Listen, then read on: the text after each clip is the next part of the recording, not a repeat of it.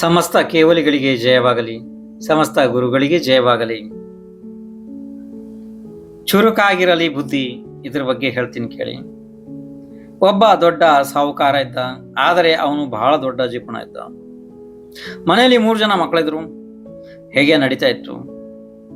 ಒಂದು ದಿವಸ ಇದ್ದಕ್ಕೆ ಇದ್ದ ಹಾಗೆಯೇ ಆ ಸಾಹುಕಾರನಿಗೆ ಗಂಟಲು ನಿಂತು ಹೋಯ್ತು. ಅಂದ್ರೆ ತಿಂತಿದ್ದ ಉಣ್ತಿದ್ದ, ಆದ್ರೆ ಮಾತು ಹೊರಗಡೆ ಶಬ್ದಗಳು ಬರ್ತಾ ಇರಲಿಲ್ಲ, ನಾಲಿಗೆ ಹೊರಳ್ತಾ ಇರಲಿಲ್ಲ, ಮಾತುಗಳು ನಿಂತು ಹೋಗ್ಬಿಟ್ಟು ಅವನು ಏನು ಸಾಯುವಂತ ಪರಿಸ್ಥಿತಿ ಬಂದಿದೆ. ಅವನಿಗೆ ವಯಸ್ಸು ಕೂಡ ಆಗಿತ್ತು.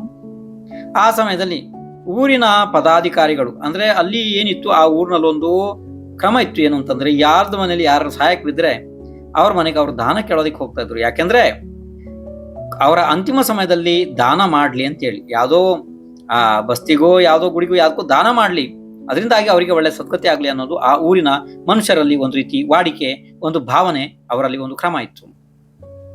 ಅದೇ ರೀತಿ ಈ ಸಾಹುಕಾರ ಸಾಯೋದಕ್ಕೆ ಬಿದ್ದಿದ್ದಾನೆ ಅಂತ ಹೇಳಿ ಊರಿನ ಪದಾಧಿಕಾರಿಗಳು ಅವನ ಮನೆ ಹತ್ತಿರ ಅವನ ಹತ್ತಿರ ದಾನ ಕೇಳೋದಕ್ಕೋಸ್ಕರ ಹೋದರು. ಆವಾಗ ಅವನಿಗೆ ಮಾತು ನಿಂತು ಹೋಗಿತ್ತು, ಮಾತು ಮಾತಾಡೋದಕ್ಕೆ ಆಗ್ತಾ ಇರಲಿಲ್ಲ. ಆದರೆ ಕೈ ಬೆರಳಿನಿಂದ ಅವನು ಏನೋ ತೋರಿಸ್ತಾ ಇದ್ದ.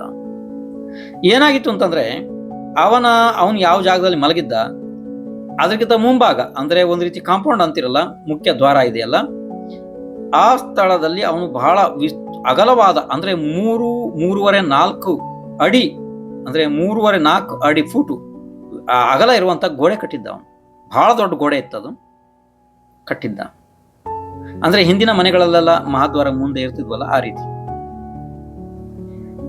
ಆ ಸಾಹುಕಾರ ಪದಾಧಿಕಾರಿಗಳಿಗೆ ಆ ಗೋಡೆನ ತೋರಿಸ್ತಾ ಇದ್ದಾನೆ, ಗೋಡೆನ ಬೆರಳು ಮಾಡಿ ತೋರಿಸ್ತಾ ಇದ್ದಾನೆ. ಯಾಕೆಂದ್ರೆ ಮಾತಾಡಕ್ ಆಗ್ತಿಲ್ಲ ಅವನಿಗೆ. ಹಂಗಾಗಿ ಆವಾಗ ಈ ವಿಷಯ ಸಣ್ಣ ಮಗನಿಗೆ ಗೊತ್ತಾಗ್ಬಿಡ್ತು. ರಹಸ್ಯ ಬೇರೆ ಯಾರಿಗೂ ಗೊತ್ತಾಗಿಲ್ಲ ಇದು.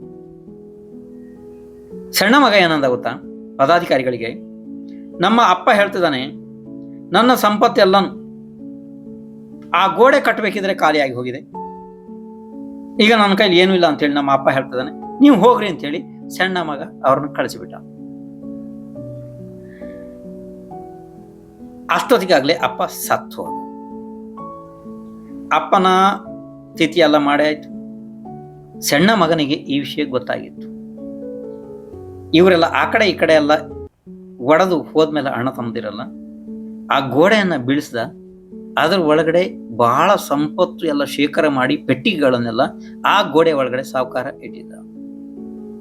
ಸಾಯುವ ಸಮಯದಲ್ಲಿ ಸಾಹುಕಾರ ಏನ್ ಹೇಳ್ತಿದ್ದ, ಪದಾಧಿಕಾರಿಗಳಿಗೆ ಏನ್ ಹೇಳ್ತಿದ್ದ, ಅವನ ಕೈ ತೋರಿಸಿ, ನನ್ನ ಸಂಪತ್ತೆಲ್ಲ ಆ ಗೋಡೆಯಲ್ಲಿದೆ, ಅದನ್ನ ತಗೊಂಡು ಹೋಗ್ರಿ ಅಂತ ಹೇಳ್ತಾ ಇದ್ದ. ಪಾಪ ಸಣ್ಣ ಮಗ ಅದನ್ನ ತಿಳಿದು ಈ ರೀತಿ ಮಾಡಿ ಪದಾಧಿಕಾರಿಗಳನ್ನ ಈ ರೀತಿ ಹೇಳಿ ಸುಳ್ಳು ಹೇಳಿ ಕಳಿಸಿಬಿಟ್ಟ. ಇದರ ಸಾರಾಂಶ ಏನು? ಈ ಉದಾಹರಣೆಯ ಸಾರಾಂಶ ಏನಂತಂದ್ರೆ, ವ್ಯಕ್ತಿ ತನ್ನ ಇಂದ್ರಿಯ ಸಶಕ್ತ ಇರಬೇಕಿದ್ರೆ, ಪ್ರಬಲ ಇರಬೇಕಿದ್ರೆ ಏನಾದರೂ ತನ್ನ ಧರ್ಮದ ಕೆಲಸಗಳನ್ನ ಮಾಡ್ಕೋಬೇಕು. ಇಂದ್ರಿಯಗಳು ಹೋದ ನಂತರ ನಾನು ಧರ್ಮ ಮಾಡ್ತೀನಿ, ದಾನ ಮಾಡ್ತೀನಿ ಅಂದ್ರೆ ಇದೇ ರೀತಿ ಪರಿಸ್ಥಿತಿ ಆಗ್ತದೆ. ಯಾರು ಬಂದು ಏನಾರು ಮಾಡಿ ನಮ್ಮನ್ನ ಘಾತ್ ಮಾಡ್ತಾರೆ, ಹಾನಿ ಮಾಡ್ತಾರೆ. ಈ ಸಾಹುಕಾರನ ಮಗ ಮಾಡಿದ್ನಲ್ಲ, ಆ ರೀತಿ.